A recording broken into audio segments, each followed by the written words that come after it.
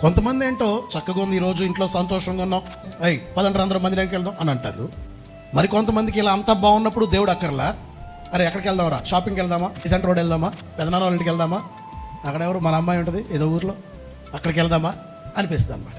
కొంతమందికి బాగున్నప్పుడు దేవుడు గుర్తొస్తూ ఉంటాడు.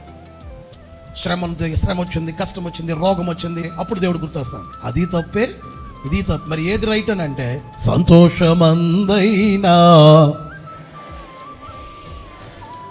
సంతోషం ఇచ్చినా దేవా నీ కృపేనయ్యా, కష్టం వచ్చినా దేవా నువ్వే ఉన్నావయ్యా, ఇది కదా ప్రేమించడం అంటే. స్తోత్రాలు చెప్పండి గట్టిగా, హల్లెలూయా. పెడితే ఒకలాగా, పెట్టకపోతే ఒకలాగా, అన్నీ అనుకున్నవి అనుకున్నట్టుగా జరిగితే ఒకలాగా, జరగకపోతే ఒకలాగా, ఇది ఏ మాత్రము దేవుని ప్రేమించటము కానే కాదు. మనం అనుకున్నవి అనుకున్నట్టుగా జరిగిపోతున్నాయా, దేవానికి స్తోత్రమయ్యా. ఒకవేళ ఇబ్బంది వచ్చింది, కష్టం వచ్చింది, శ్రమ వచ్చింది, అయినా నీవే ఉన్నావయ్యా, నువ్వే చూసుకుంటావయ్యా. ఈ శ్రమ కానీ, కష్టము కానీ, రోగము కానీ, ఇబ్బంది కానీ ఏదియు నీ నుండి నన్ను దూరము చేయలేదు. ఇది దేవుని ప్రేమించడం అంటే.